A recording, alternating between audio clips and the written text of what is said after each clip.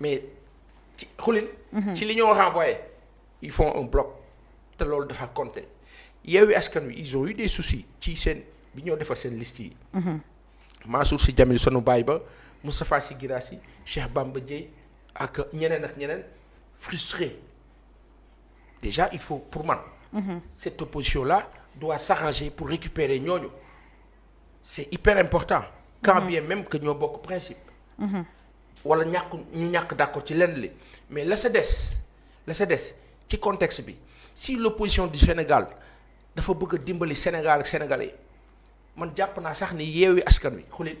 dafa war a dem seeti waa aar wala aar fekk si waa Yewwi bu dee li leen tax a jóg ñoom ñëpp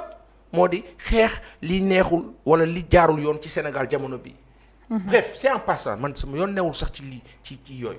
mais li noo wax rek mooy nit boo échecgee ci dara comme li dal Yewwi Askan Wi démb woote kasaxolaat te amul wala amul na mu waroon amee da ngay taxawaat ngeen def backup ak focus ngeen résoudre les imperfections internes et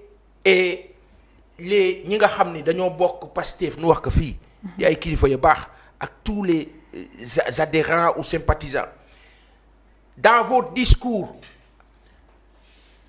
bu leen beddi boole leen ñeneen ñi ci bokk lu leer laa la wax lu mel ni midi ñeneen ñi nga xam ne dañoo bokk Yewwi Askan Wi boole leen si bu ngeen leen beddee wala donner cette impression que affaire bi yéen la da ngeen dee juum dugg si kàmb te du noonu donc c'est vraiment une parenthèse boo xam ni dafa baax nu wax ko parce que nit waxtaan wax dëgg ca la lii indi flop bi loolu bokk na si ñeneen ñi si bokk boole leen si dee leen wax en ensemble. Mais vu le contexte ak la préparation du tabaski nga xamante ne sénégalais instant bi ñëpp dañu focus ñëpp xam nañu Sénégal ak ñu mel ci tabaski est-ce que aussi mën nañ ko wooyee flop est-ce que aussi du contexte bee tax boo xoolee am na gox-goxaan yu bari yoo xamante ne bële passé ñoom sax seeni dëkk amul woon engouement bi mu amoon et que démb amoon na aussi engouement tamit génnoon nañ. yaa Seyda. li ne fàng kenn du ko jeex c'est un grand flop. Quand je dis c'est un grand flop mooy bu fekkee am na ñu génn démb certes oui. am na ñu klaxonné am na ñu kii oui un bon nombre d'ailleurs. mais na mu meloon bu njëkk ba boobu réussite la réussite boobu nag soo ko amaatul flop la ça s'appelle flop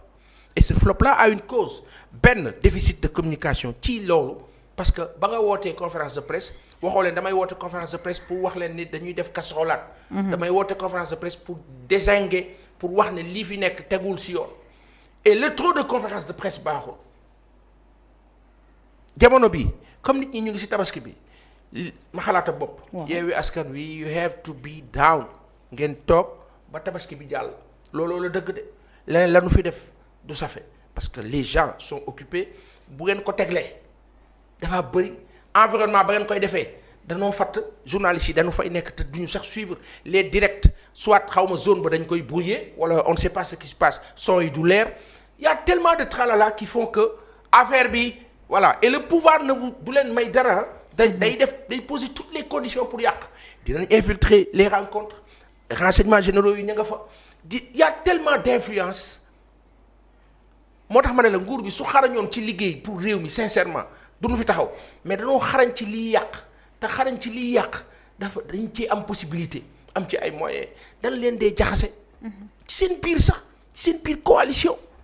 jaxase diw ak diw wax ak kii non baa yëg nga ni kii mais booy yooyu lii kii xoolal ka si nekk baa ñëwee mais il faut que dans la stratégie de communication de l'opposition ñi nekk en tête qu'ils puissent être super soudés et qu'ils s'organisent par rapport à leur communication xulil mu bañ a nekk affaire kii tu vois ce que je veux dire voilà. D'accord alors léegi nañu dem ci nervi yi ak démb bi nga xamante ne nemmeeku nañ ko